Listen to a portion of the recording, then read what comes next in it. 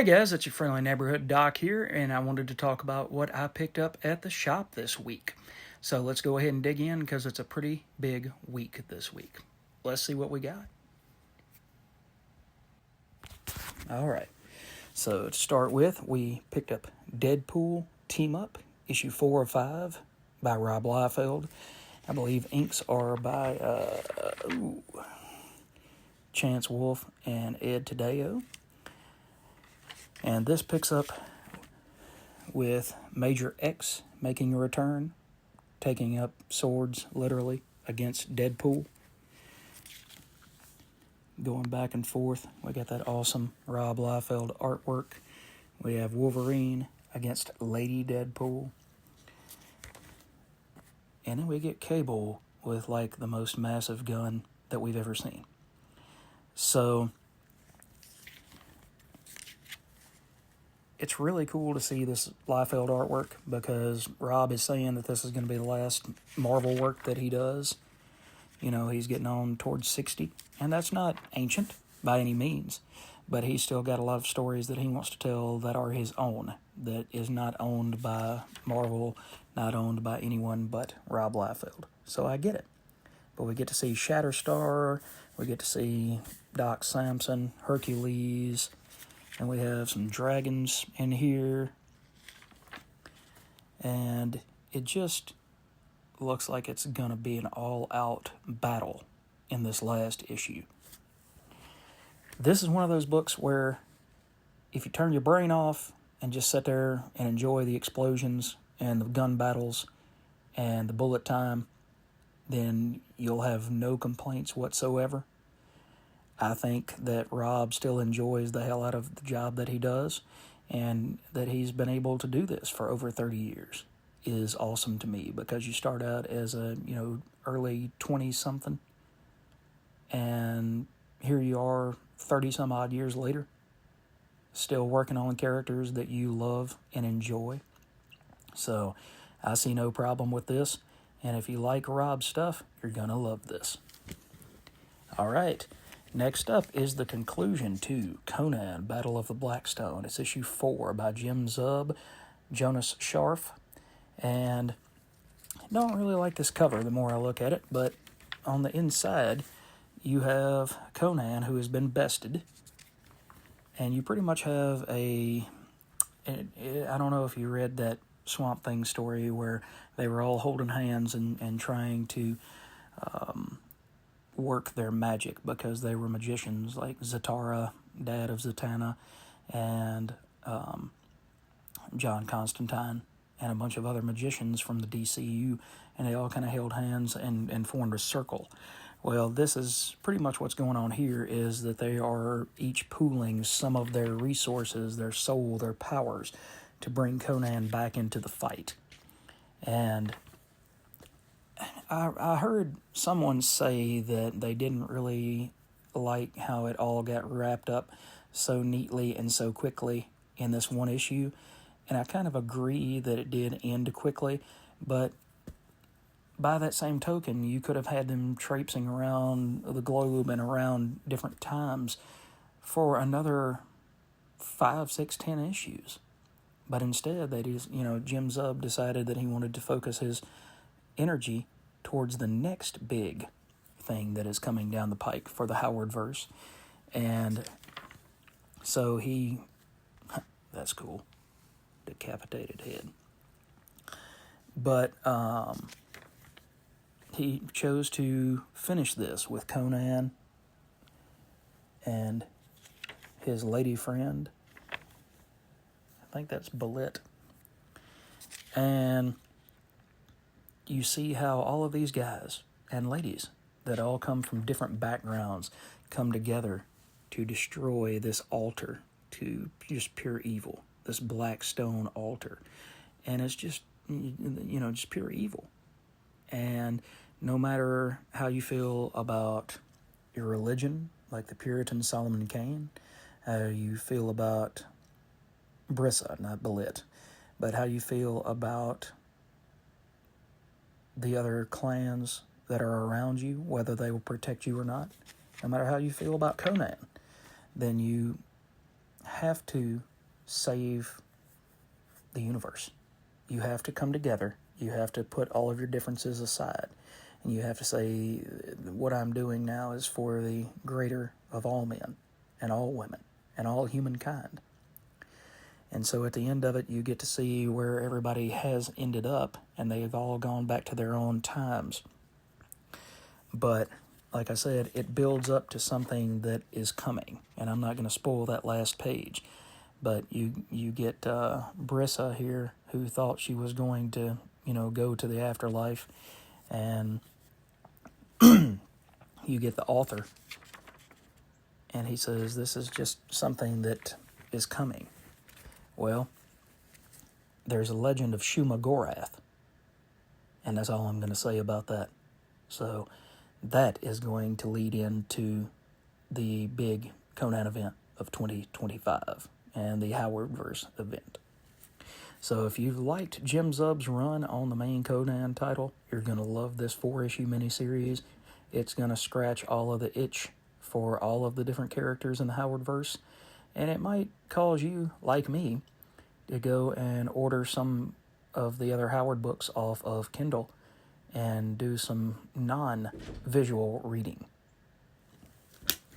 All right, speaking of Conan, we have Conan the Barbarian issue 17, again by Jim Zub, this time with a new artist who is, where'd it go? Danica Bryan is the new artist. Now, I don't know if she's taking over for Doug Braithwaite and Roberto De La Torre, or if she's just going to come in kind of as a third pinch hitter so that we can continue with a rotating schedule and keep the book on time. But you have an amazing Rob De La Torre cover here. It's just like the second coming of Buscema. I keep saying that, but it's the truth. It's just this man has such a grasp of power in his characters. You can see that in the way that Conan stands, and even the way that Belit stands, that they hold those swords and that axe with utmost confidence and utmost control, as would be befitting of a warrior born. And you get a story where Conan and Belit have to travel as undercovers so that people don't know who they are. But you get to learn more about the fact that Conan really loves this woman. She is one that he's really, really come to love and to care for. And it's not just another woman that he's bedding. So you get to see all of these amazing growth in the character of Conan. And that's what I like about Jim Zub, is that he's not only telling great stories, but he's also telling amazing stories about this one character and building up to something massive. Conan's been around for almost 100 years as a character, and now you get to see so many sides of him that you've never seen before. But anyway, they get attacked by these 4 crooks that try to get the drop on them, and they take 3 of them out, but they end up finding out that there's a big score to be had, and it's some sort of serpent's blood and serpent's coin. So Belit wants to go after that, and she says, hey, you may not want anything to do with that, but I want to go check that out. I want to go find out what's in it for me. So now you got to figure out whether Conan is going to follow her, as he has pretty much followed her to the ends of the earth, or is he going to go his own way, as he is wont to do many, many times. Really, really great stuff. Titan, thank you again for getting the license and bringing Jim Zub over here. Just really amazing literature in art form. All right, next up is Transformers issue 15 by Daniel Warren Johnson and Jorge Corona. And Corona is back this issue, bringing more amazing, energetic, thought-provoking artwork where you see Blur, you see Optimus Prime, you get to see RC.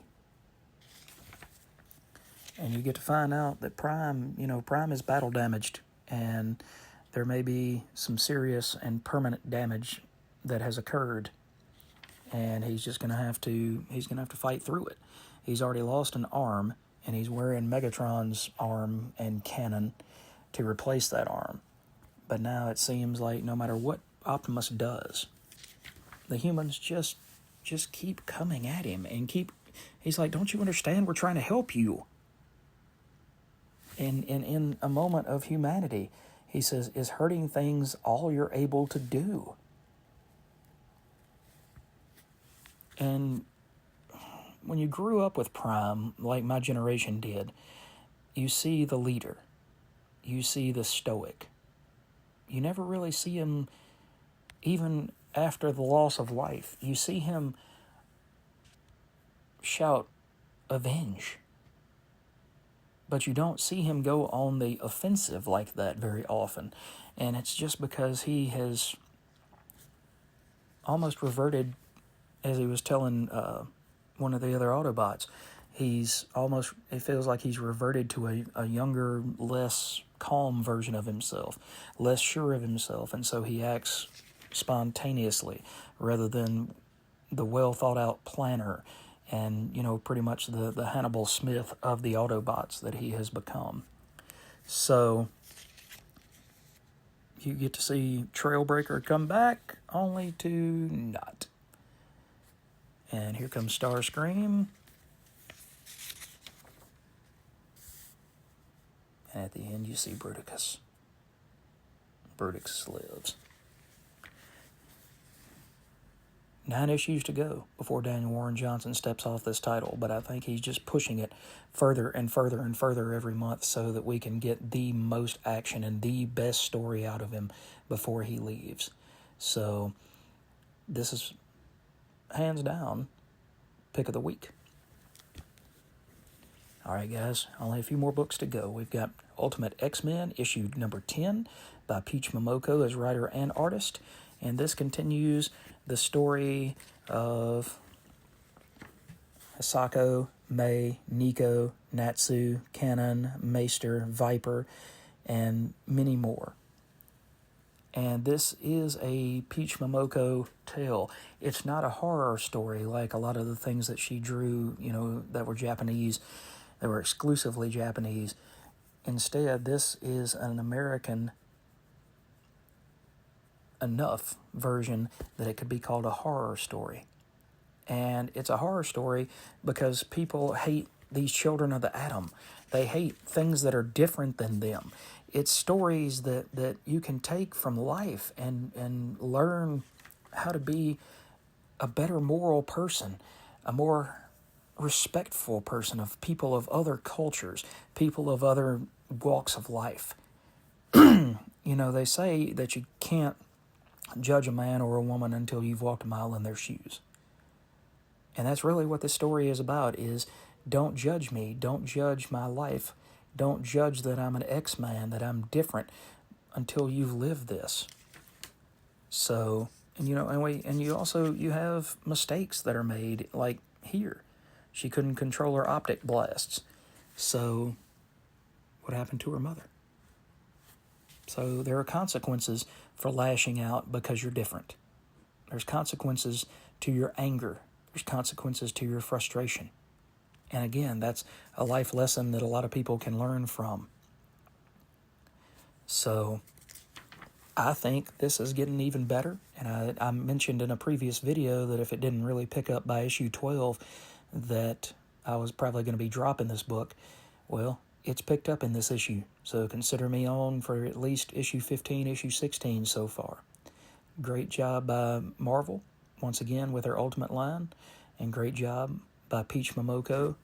And who is the colorist on this? I don't want to leave anybody out if possible. Is it at the back of the book?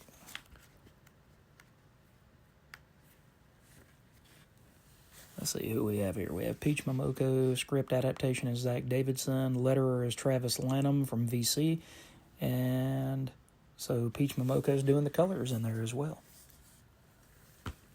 All right, next we have Minor Arcana issue 4 by Jeff Lemire doing the artwork and the writing, And this continues the story. Oh, let's see. I'm sorry, guys. The main character's name escapes me. Let's see. Teresa.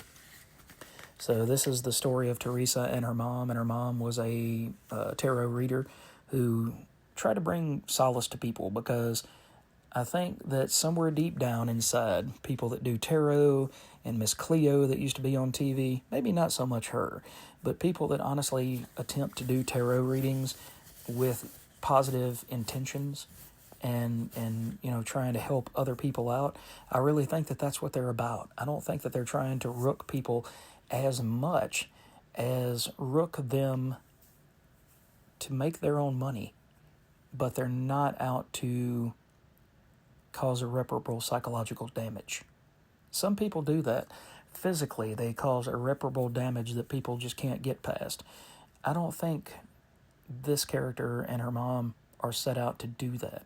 I think that Teresa is just trying to hold on to life, and her mom is fighting. She's fighting the cancer, but she's also fighting her daughter. And here we get Kelly McCabe. And Kelly comes over and says, I need you to read my cards. I need you to tell me what you saw, and I want you to test your powers out using me as a guinea pig. And so she ends up reading the cards and ends up back in the same place where she had found herself before. It's almost like a hotel, but it's almost like it's a hotel from way back when. So then you see Mr. Morley, who was kind of like a Fred Rogers type of character. And then you get this whole mystery of, who's been here at Morley's, and what it ends up being is Kelly finds Faith, that her brother, who she hasn't seen in years, is still alive. And she had thought about reaching out to him. His name's Jason. And she just never had. She'd never taken the time. But through the tarot reading, she now says, you know what? I get a feeling that he's alive and that he's out there and he wants to talk to me. So I need to go ahead and reach out to him and find out what's going on in his life and how I can help him, and if I can bring him back home. And so she says, thank you. Thank you for that. So, like a lot of Jeff Lemire stories, it's got a lot of layers to it, just like an onion. And as you're peeling back these layers with each issue, then you're learning more and more about Teresa and her mother and the struggles that they're going through just to keep their head above water. But you're also learning so much about the human condition. And you're learning how people behave when they get good news and when they behave when they get bad news, and how people grow as they get older. So, bravo, Jeff Lemire, and keep on keeping on. I am here for the long haul. All right, what do we have here? 3 more to go. We've got Green Lantern number 18. This is the culmination of everything that Jeremy Adams has been building up till at this point, with awesome art by Zermanico. We have the Dark Star, Lord Theros. To be honest, that's the only thing that kind of sticks in my craw about this. You got to name your villains something, but Theros and Thanos, to me, are just a little bit too close. Just a little bit too close.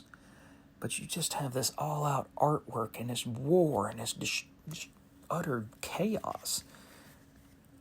But this artwork by Zermanico is beautiful. Look at this panel. Look at all of the kind of the old gods, the Cthulhu creatures and things like that are trying to come through this portal. It's one of the most beautiful books that I've read in quite a while, and I don't know that he's going to be leaving the title, but it just kind of feels like Zermanico put everything into this one book. This was the big one shot, and he was going to go out swinging if he went out. So I'm hoping that Zermanico comes back for issue 19, but we'll just have to wait and see. There's been a few fill-in issues. Fernando Pizarro, I believe, So we'll have to see whether Zermanico comes back, but if he does, I will welcome him with open arms because of this artwork. Then we have Tharos and his nephew who were fighting, and now they decide that they're going to go fight the Lanterns and shut the Lanterns down for once and for all. And meanwhile, we get Kilowog coming back to the, coming back from the dark side, I guess, if you want to use Star Wars lingo, and coming to save the day. And there's something strange going on with Carol Ferris, a.k.a. Star Sapphire. But we'll have to wait and see what's going on with that. This is the runner-up for the best book this week. It tip-top shape finished off everything that Jeremy Adams has been building to, and yet it continues to open up some new subplots. So I can't wait to see where he's going with this. And I think this is one of the strongest all-in books that's out there right now. Not to say, possibly one of the strongest DC books that's out there right now. All right. We have Amazing Spider-Man, number 63, with the 8 Deaths of Spider-Man. And this is Justina Ireland with Gleb Melnikov doing the artwork.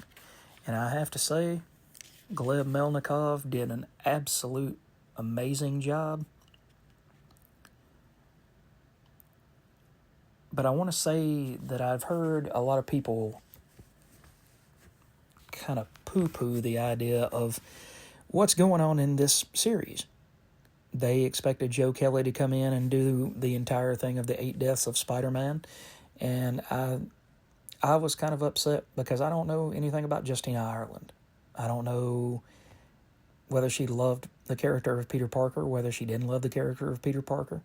But after reading this issue, to me, it's shown me that she does understand Peter.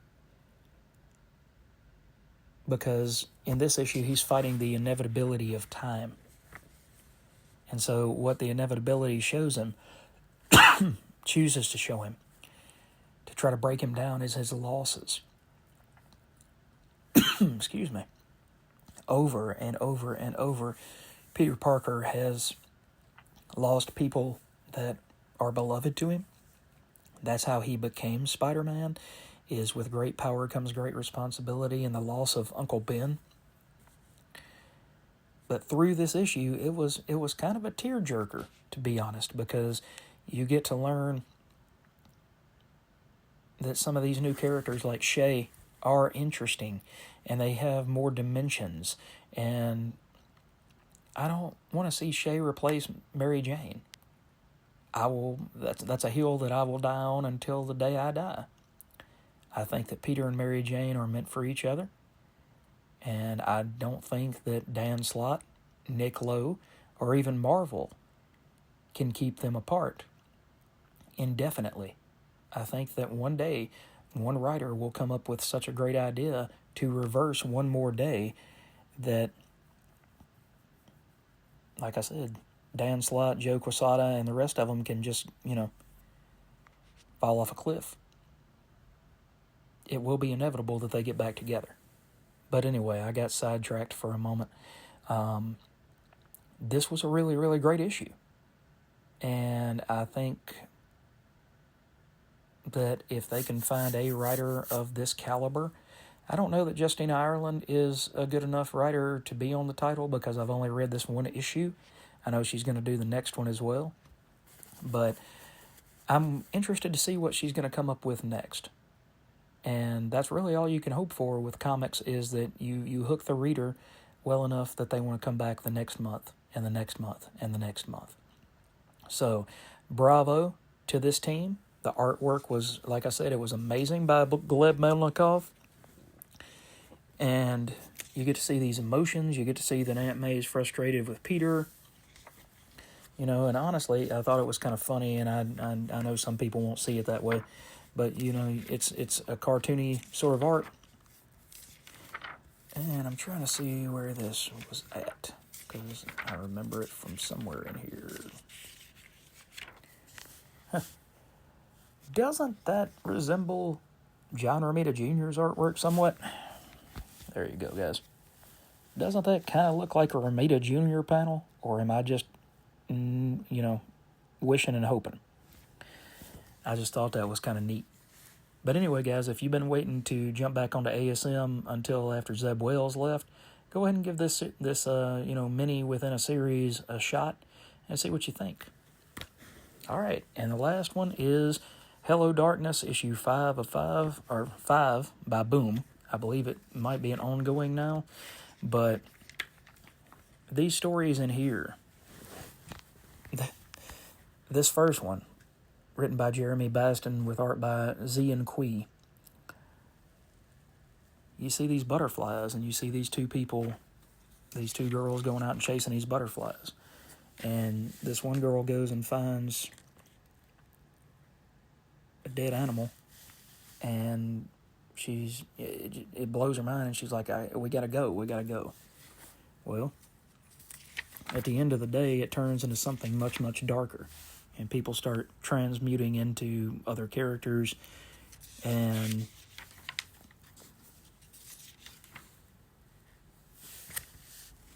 in the end, you see butterflies. A big giant butterfly. Meanwhile, you have maybe the fourth part, because I think it missed one issue. Either the third or fourth part of this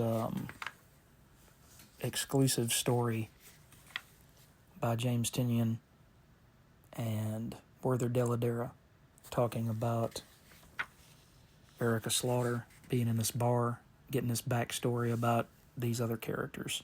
So, again, it's a character building exercise with Erica Slaughter, which is good, because even after 40 plus issues of Something is Killing the Children, a lot is not known about Erica Slaughter. So anything more that you can find out about her that forwards the story, it's kind of like, nobody ever knew about Wolverine. And once you found out about Wolverine, he lost some of his mystique. But at the same time, I think Erica is one of those characters that you really want to know more about, and you want to know what drives her to be the person that she is. It's almost like horror stories in here that are Twilight Zone type stories. It's weird. You've got this character here, and she goes out and takes a picture of something, and when she takes a picture of something, it causes her to change. And she and her girlfriend are there, and she's like, look, I don't understand what's going on with you, but I'm going to love you no matter what.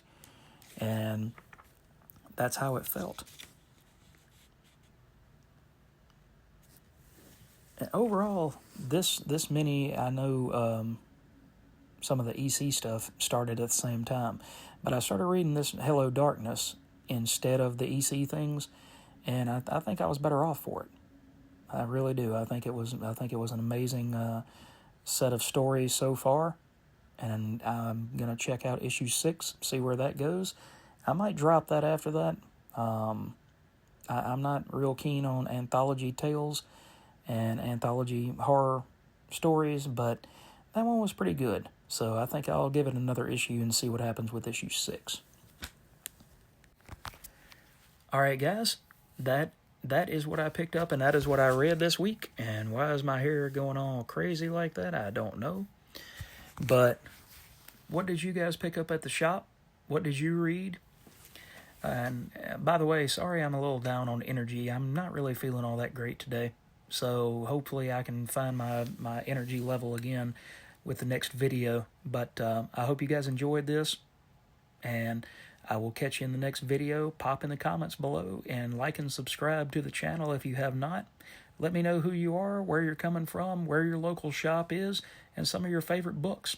Let's go ahead and get this conversation started and keep building this really, really awesome comic community. Thanks again, y'all, and we'll see you in the next video.